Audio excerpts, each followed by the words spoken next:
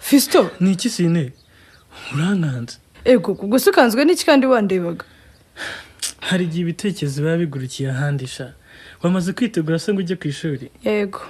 ahubwo se yakumva nuri mu bitabo ntabwo wiga uyu munsi ndajyayo ndi gusoma cyane muri iyi minsi ntazabona akazi karebana n'ibyo nize bikananira abonye akazi byanshimisha ariko Fisto nakazi gusubwa kagwangayikishije gutyo cyangwa n'ubu Valentine yanze kuvugisha sha ibyanjye na Valentine sinzabigana pe kumvugisha aramvugisha ariko nyine ngo nugukoresha telefone gusa ikibazo se Fisto nukubyoroshye nyine ukamera nkaho mudaturanye ese kuki ari njye ugomba kubariza ibyo ashaka gusa kuki njye ibyo nifuza bidahabwa agaciro icyo kibazo wakibaza Valentine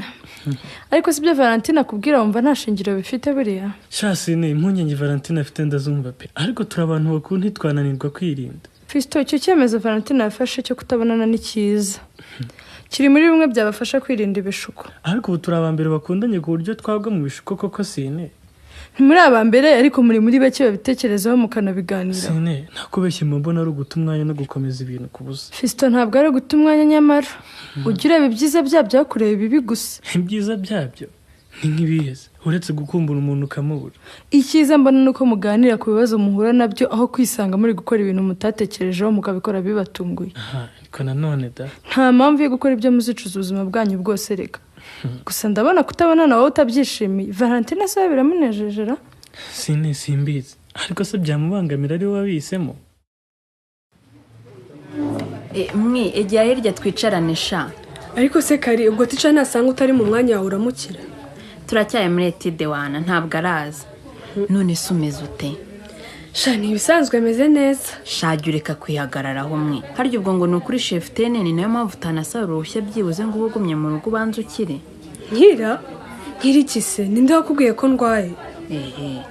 sha ahubwo ni ukuri wihangane pe njya numva ngo ziriya ndwara zandurira mu mibonano mpuzabitsina ngo zirababaza cyane karimba barira umbwiza ukuri ibyo bintu wabikuye sha ni wa mwana nyine wo mu wa mbere witwa Gaju wabitubwiye Gaju yaratinyutse wari kumwe n'abandi abibabwira koko nyine yabitubwiye turi kumwe n'abo muri club harimo n'abahungu nubizi se ko muri groupe yacu haba harimo na Patrick mana we ubwo abo bantu bose barabizi kari cyane rwose umva bureka gato nkwereke ego uzi ko wari unyicishije intebe mwi Gaju arambure akakobwa kagira amagambo gusa ticara asanga utari mu ishuri n'akazi kawe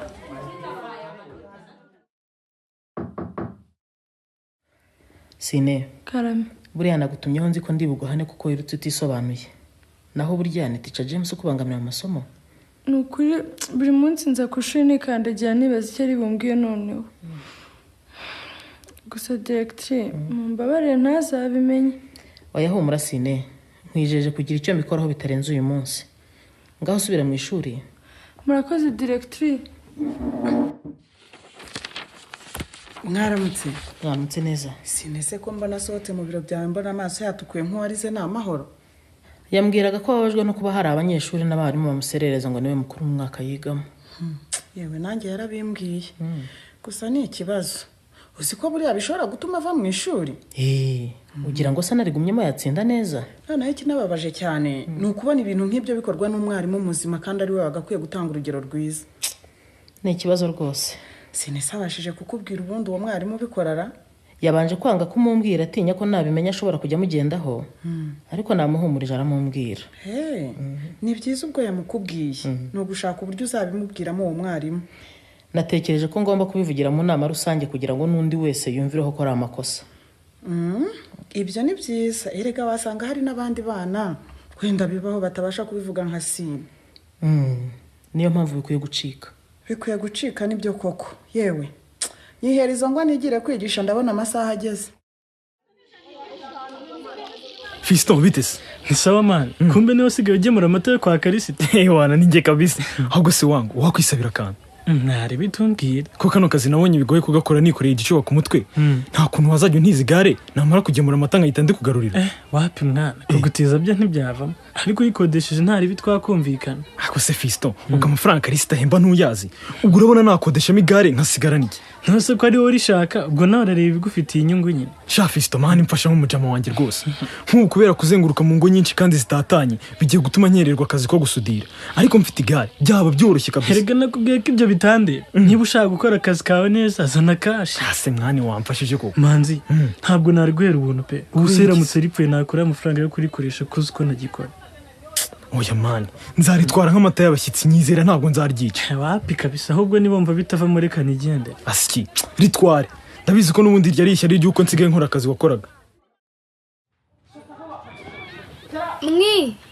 bite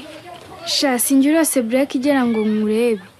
abo twigana bambwiye ngo waje kundeba muri classe mu gitondo urambura ntasonere karanyivugishaho nkaho ntacyo kakoze bimeze bite se mwe ko mbona wandakariye agakobwa kagira amagambo gusa dore uko kareba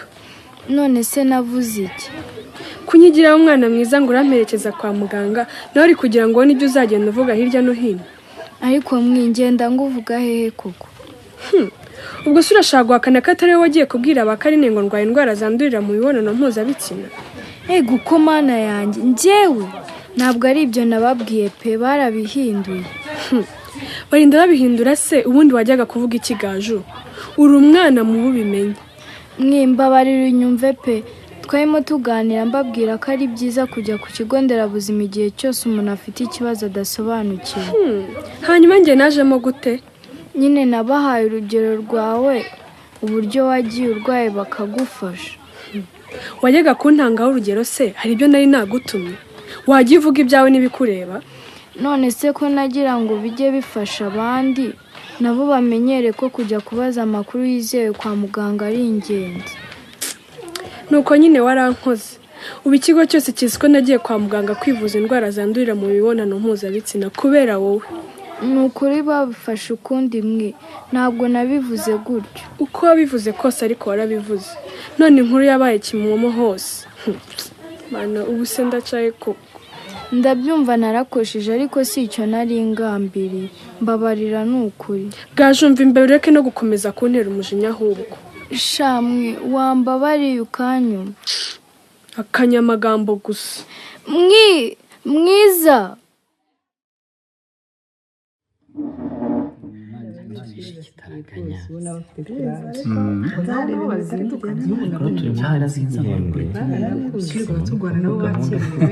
mwiriwe neza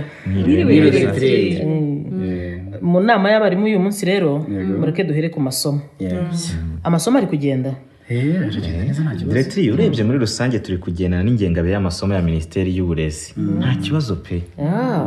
urakoze cyane Moses naho mu ishuri se abana murabona bakurikira ntabwo mubona bakeneye ubufasha bwihariye gusa n'uwo wabona afite intege nkeya uramufasha kugira ngo azamukane n'abandi ni byiza James ariko rero hari utubazo maze iminsi numva muri iki kigo tubazo bwoko ki se Diretiri hari amakuru mfite yuko hari abarimu bamwe na bamwe bacunaguza abanyeshuri bababwira amagambo ataboneye mu ishuri ibyo bintu muri iki kigo se birahaba koko Diretiri cyane rwose birahari ngero banumva bidakwiriye abarezi ariko se Diretiri kuwanga amazimwe abantu wahabona umuntu mwamutubwiye aya James icy'ingenzi nuko twese twumvira hamwe ko ari bibi kuko wasanga nubikora atabazi neza yuko ari amakosa akomeye cyakora ibyo nibyo rero turi hano nk'abarezi ntabwo turi hano kugira ngo tujye dukomeretsa abanyeshuri rimwe na rimwe bitewe n'amateka yabo ibintu nk'ibyo bituma badatsinda neza erega kandi ni inshingano zacu kubafasha mu myigire yabo ndetse no kubashishikariza gukunda ishuri cyane twese turabanyamwuga rero reka mbareke musubire mu kazi kanyu ariko kandi ibyo tuganiriye buri wese abizirikane murakoze cyane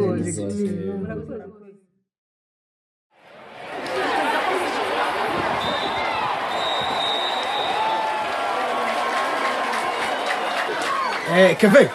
urabona ko igice cya mbere kirangira ari 2 ku busa sha. Witeguye n'ibindi bitego byinshi mu gice cya kabiri urumva? Aya ngabanya amagambo man. Ubwo se kuko muri abasiziye niyo mpamvu mva ko mwadutsinda twaba turaziyemo.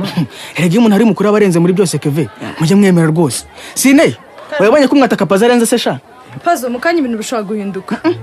Kevin nkiriya barabetra yaguhereje agomba kuvamo igitego idashuta umupira muremure kuvuga wicaye urabizi iyo uzasohoka gitsinda siwe wanze gufasha ikipe ikibazo cyane ni wumva kugira ngo mutsinde sina 6 nuko mwese mushyira umutima hamwe mukareka kwiharira baro ngiye nabonye rutezamu dufite ari fake nanga kumupasa umupira mpfa kwishotera hamwe sha tubahondesha ubu ngundi ashaka kuva uyu munsi abaturaziyemo bazajya babona umusiziyemo aho bari bagahaba urumva Kevin uzi n'ibindi ngiye kwinjira mu kibuga sine wacu ubundi si ubwo urakina izo boda we sine ko nta godi ufite nkweto si ikibazo pazo icyangombwa nuko nyine neza ahubwo Kevin ntageze yasigaye ngo nyambare irari rwose sine kandi binabaye ngombwa nakuramo yanjye nkayiguha kabisa sine 6 turaje tubatsinde bumirwe ni hahandi hanyu reka mbareke nisangire ikipe yanjye aho Gaju ngaho tuzi umbwire neza wirira none se koko warabivuze nyine narabivuze ariko wabifata ukundi njyewe nari ndi kubabwira ko yari arwaye ibintu adasobanukiwe neza bituma ajya ku kigo nderabuzima kubaza icyo arwaye wirira Gaju humura ariko umenye ko wakoze amakosa iyo ubivuga se ntuvuga izina rya mwiza ni ukuri ntabwo nabivuganye ubugome twari turimo kuganira mbabwira ngira ngo mbemeze sinari nzi ko bazabifata ukundi ndabyumva ariko nawe tekereza ari we byabayeho bakakuvuga ubwo urumva wowe wabyitwara mute nyine nanjye byambabaza na mwiza yababaye cyane sinzi icyo nakora ngo mbabarire none se wagerageje kumusaba imbabazi nazimusabye musobanura ko nari ngamije kumuvuga ariko yarakaye ntabwo yashakaga kunyumva birumvikana ko yari afite umujinya ariko ugomba kumwegera ukongera ukamusaba imbabazi none Valentine namwegera gute ko yandakariye akambwira ko adashaka kumbona aha rero ni ukumuha akanya uburakari afite bukagabanyuka ukamwegera ukemera ikosa wakoze ukamubwira ko utabikoreye ubugome ukamusaba imbabazi sibyo yewe sinzi ko azambabarira Gaju ishyire mu mwanya we waramubabaje kuko wabarira ntabwo byaba ako kanya niyo yambabarira bizabuza se gukomeza kumuvuga no kumufata uko atari icy'ingenzi ni uko wakumva Gaju akakubabarira naho iby'amagambo byo wibyitaho bizagera aho bishire ndagerageza musaba imbabazi nambabarira nkaba nzongera ngahe hanagura ayo marira maze tujye kureba umupira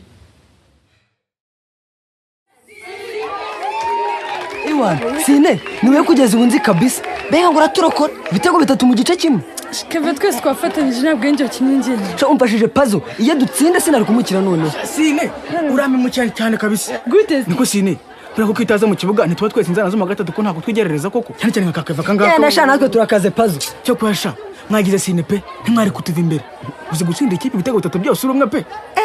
sine uteye ubwoba kayise nabo bakoze uya sine urarenze rwose umuntu ukina na bodaboda akabishobora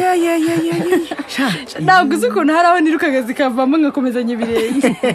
cyakora sine hari aho shose rwose mboneza mukaye n'urukota mu kirere ngo nanjye numva naze ariko ndirijije rwose ngo narangara mu kibuga ntabwo byari byoroshye sine karame teacher reka nze tuvugane sine wakoze iki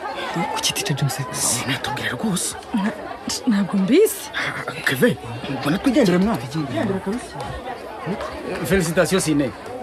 uzi football kurusha abahungu benshi kora rwose niko sha mwigihe gucenga kuriya